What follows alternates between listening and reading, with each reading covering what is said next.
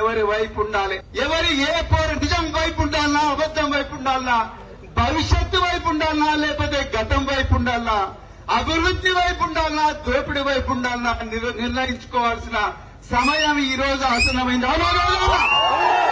నిజం వైపు ఉందామా, అబద్ధం వైపు ఉందామా? ఈ బాధలు ఎన్నో ఉన్నాయి, ఈ కష్టాలున్నాయి, కన్నీళ్లున్నాయి.